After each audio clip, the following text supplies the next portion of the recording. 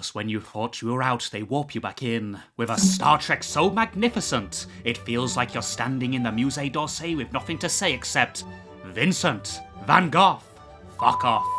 Starfleet Academy isn't Star Trek, it's Star Check. The producers are playing social justice bingo, and everyone's doing lines. Ooh. Starfleet Academy is a 5-star masterpiece, a show so gloriously diverse and socially just, it makes the Rings of Power look like it's from another universe. Next Generation, just like the last one. A straight white male captain, except this time he's old and bald. The women, eye candy. Star Trek, whether under Kirk or Picard, was merely a time to jerk off to alien babes, living through the screen a white heteronormative cisgender power fantasy, a la Jesse Plemons in Black Mirror.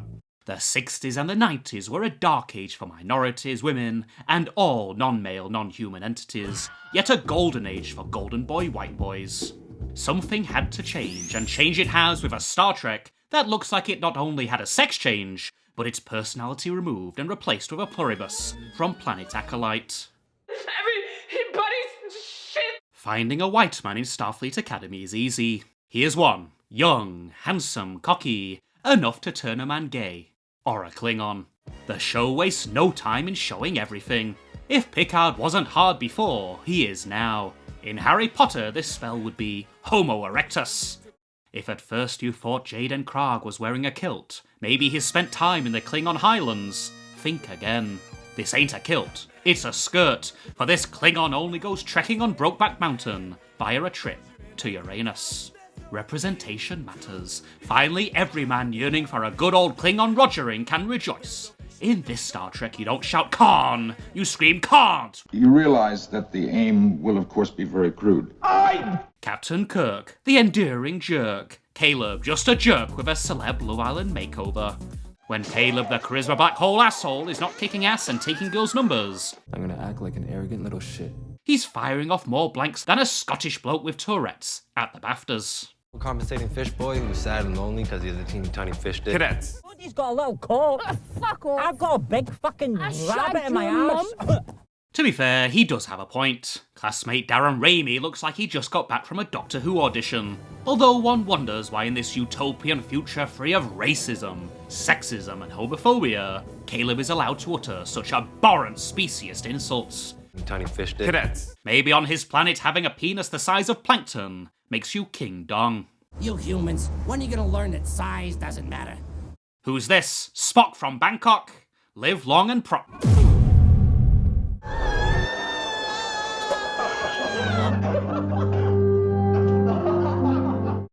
the captain of the ship, Holly Hunter. And when she's not available, whoever this is. Who's the next generation captain? I want to learn how to kill a man with a toothbrush. The most diverse show in Star Trek history is averse to only one thing: putting men in leadership roles. They're bad boys, rebels, or Klingons wearing sarongs. This guy looks like Picard, but he cries more than Ariana Grande being forced to eat a Big Mac. When men are in management positions, they're evil Paul Giamatti hamming up the screen. I'm just waxed, spanked, and ready to be a diplomat. This particular iteration of Star Trek is really funny.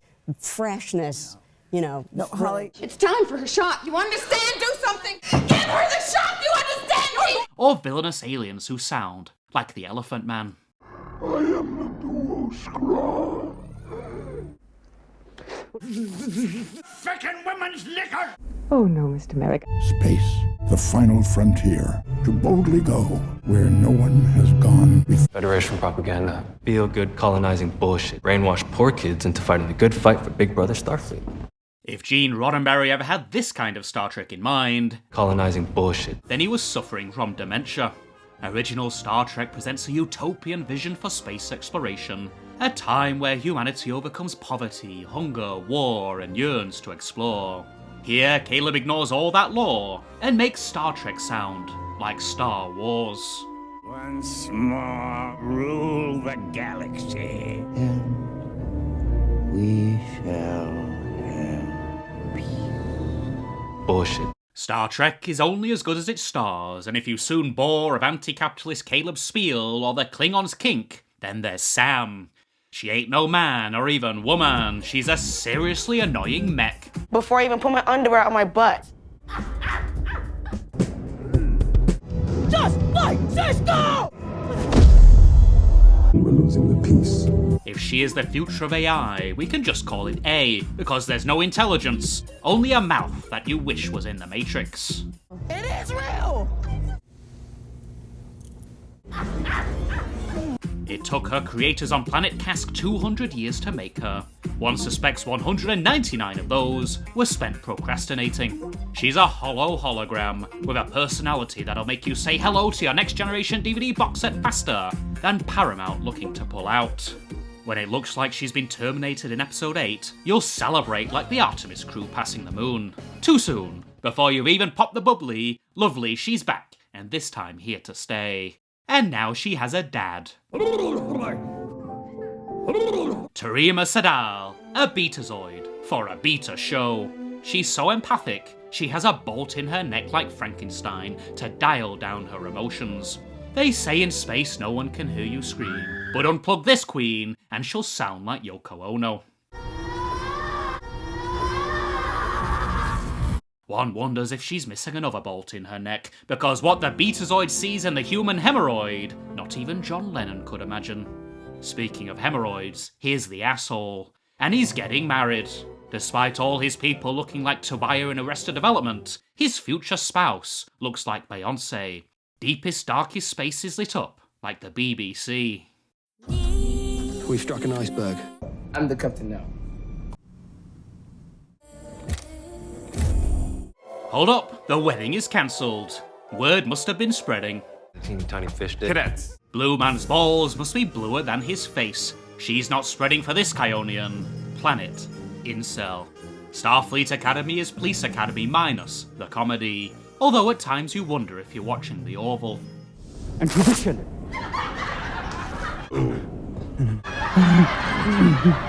Were interesting and fun to watch. Who is the cadet master on USS Athena whipping the young rooks into shape?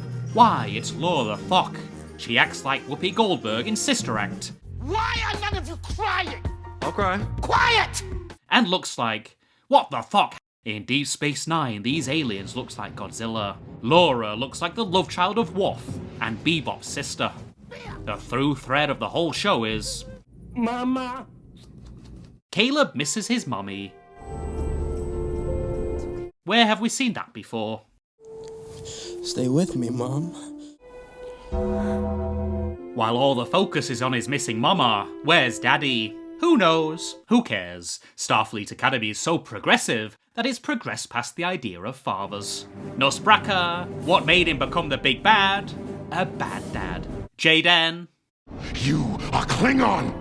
All a child needs is a mom, and all is right in the universe. As Caleb learns he will reunite with his mother, he transforms from galactic jerk to Star Trek Aristotle. I already hit that frequency with fractal polymorphic, variable quantum algorithmic, even old class. You're smart.